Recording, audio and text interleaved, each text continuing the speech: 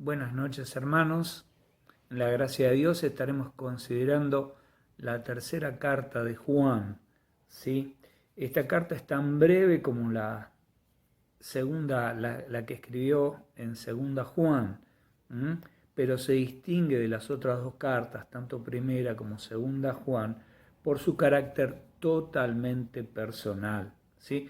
Fue escrita similarmente a las otras alrededor del año 90 después de Cristo en la ciudad de Éfeso. La distinción de la carta o de este destinatario personal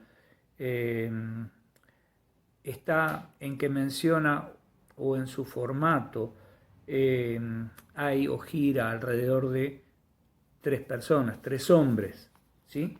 En primer lugar nos presenta a Gallo.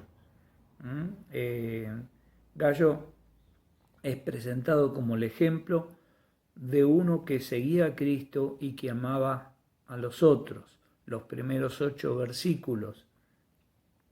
Después viene Diótrefes, que era el autodenominado líder de la iglesia en donde se congregaba Gallo, quien no reflejaba los valores de Dios, los versículos 9 al 11, y por último nos presenta a Demetrio, posiblemente un maestro itinerante y portador de la carta que también seguía la verdad, versículo 12, y después termina los versículos 13 a 15 con observaciones finales y la bendición. Juan anima a Gallo a que siga brindando hospitalidad y que continúe en la verdad haciendo lo correcto. En esa época los líderes de la iglesia viajaban de ciudad en ciudad, ayudando a establecer nuevas congregaciones. Dependían, por lo tanto, de la hospitalidad de los hermanos en Cristo. Gallo era uno de los que brindaba hospitalidad en su casa. ¿Sí? Vamos a leer entonces el saludo en el versículo 1, bien breve y presentando directamente el destinatario. Yo, Juan, el anciano, le escribo esta carta a Gallo, mi querido amigo, a quien amo en la verdad. Gallo quizás era un nombre muy común en el Imperio Romano. ¿Sí? En el Nuevo Testamento hay menciones de 3 personas con ese nombre, ¿sí? En Corinto, en Macedonia y en Derbe. Y la realidad es que ante la falta de una mayor precisión respecto de quién es este Gallo a quien Juan le escribe su tercera epístola, es más seguro resistir el intento de identificarlo personalmente a quien correspondía. Juan amaba a Gallo en la verdad, como la esfera en la cual existía y florecía el amor mutuo de ambos. De acuerdo al versículo 4, Juan fue el instrumento usado por Dios en la conversión de Gallo. Y ahora vamos a considerar lo que Juan le expresaba directamente a Gallo. Lo tenemos mencionado en los versículos 2 al 8, los iremos leyendo por partes.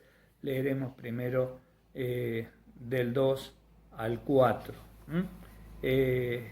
La influencia de Gallo sería el título que le podemos poner a este párrafo, los versículos del 2 al 8, manifestada a través de su vida piadosa y también a través de su trato generoso a los maestros itinerantes a partir del versículo 5.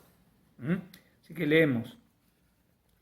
Querido amigo, espero que te encuentres bien y que estés tan saludable en cuerpo, así como eres fuerte en espíritu. Otra traducción, oro para que te vaya bien en todos tus asuntos y goces de buena salud, así como prosperas espiritualmente. Versículo 3.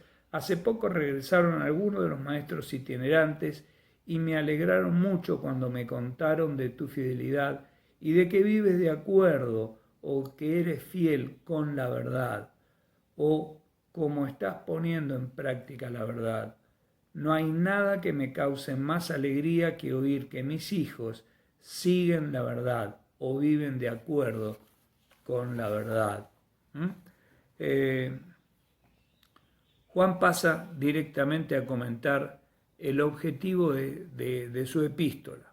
Lo inicia con un reconocimiento del propio Gallo a causa de su conducta piadosa en general, versículos 2 al 4, y de su hospitalidad en particular, 5 al 6, dando a continuación una buena razón de lo elogiable de su conducta, versículos 7 al 8.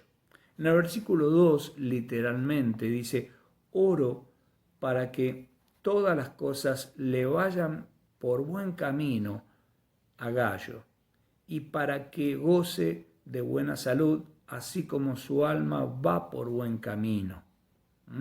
Juan estaba preocupado por el bienestar físico y espiritual de Gallo, lo cual en esa época era un contraste absoluto con la herejía que estaba imperando o que quería imperar en ese tiempo. Separaba por completo, esa herejía separaba por completo lo espiritual de lo material y despreciaba el ejercicio, el aspecto físico de la vida. Dios se preocupa tanto por nuestro cuerpo como por el valor, como por el alma de las personas. Como cristianos responsables, no deberíamos descuidar nuestra salud física ni satisfacer todos nuestros caprichos. Satisfagamos nuestras necesidades físicas y disciplinemos nuestro cuerpo para que esté en las mejores condiciones para servir a Dios. En el versículo 3 nos expresa Juan quiénes fueron los que le llevaron estas noticias acerca de Gallo, ¿sí? Juan las obtuvo de misioneros itinerantes que pasaron por Éfeso y le comunicaron sobre la buena conducta de Gallo. El que camina en la verdad es un cristiano íntegro, en el cual no hay oposición entre la profesión y la práctica de su fe. ¿Sí?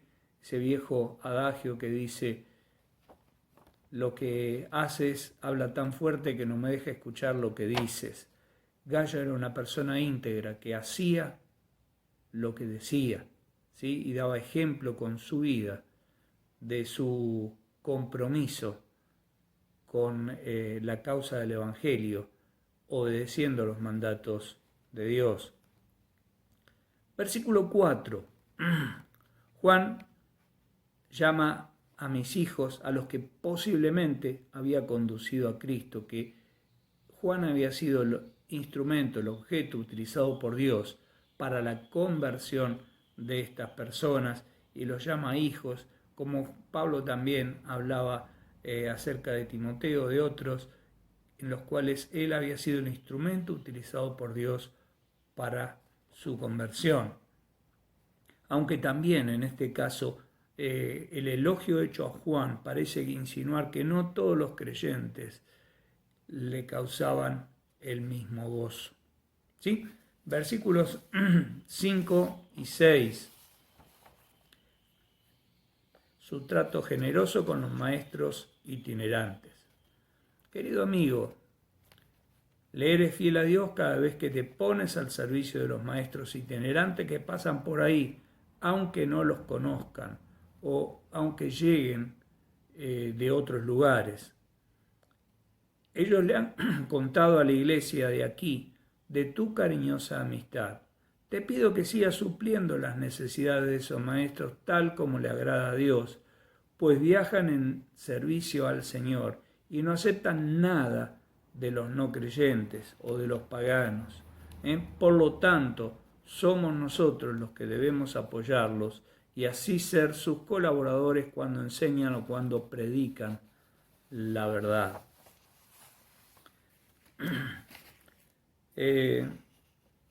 Juan no quiere decir que Gallo tuviese procedimientos distintos con hermanos conocidos y con forasteros desconocidos, ¿sí? Pero sí pone en relieve la calidad de su hospitalidad al obsequiar de esa manera a los misioneros forasteros, es decir, misioneros que venían, como dijimos al principio, a fundar iglesias, a reafirmar iglesias, testimonios en distintas ciudades. Y era necesario que tuvieran la posibilidad de ser mantenidos, ¿sí? Y para eso se enfatizaba tanto la hospitalidad en aquellos tiempos. Eso no quiere decir que nosotros no estemos obligados también a practicar la hospitalidad con aquellos que la estén necesitando también en nuestros tiempos. La hospitalidad de Gallo brillaba no en que prefiriera a los de fuera, sino en que después de cumplir rectamente con los de la casa, su hospitalidad se desbordaba hasta los de afuera, aquellos desconocidos que venían a servir al Señor en la ciudad en donde estaba viviendo Gallo. Aquellos misioneros extranjeros le dieron a Juan testimonio de la hospitalidad de Gallo.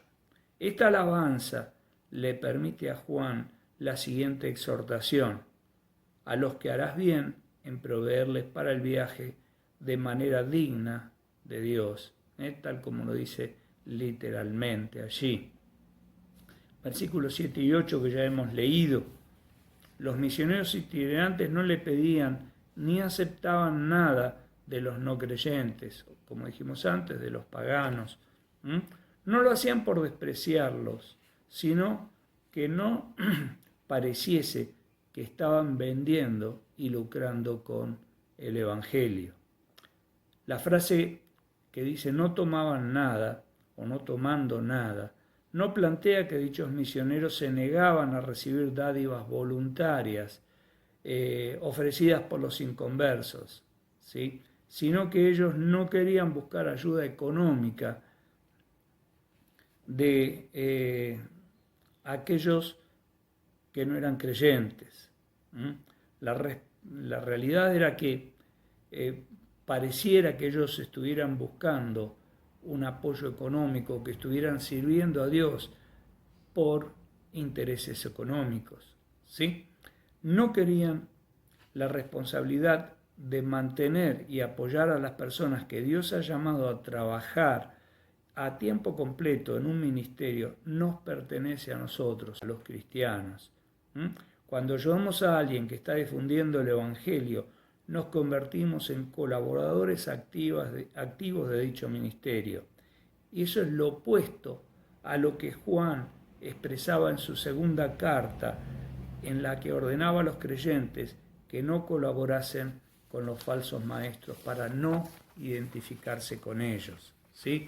Aquí Juan lo que expresa es la responsabilidad de nosotros, los creyentes, que por ahí no hemos sido llamados a un ministerio en otro lugar, sino que estamos sirviendo al Señor en nuestra iglesia local, de tener y de sentir la responsabilidad de sostener económicamente a aquellos hermanos que están sirviendo al Señor, evangelizando y sosteniendo testimonios en otros lugares. Y como dice allí y muchas veces nos expresan, ¿sí? Somos colaboradores en esa obra.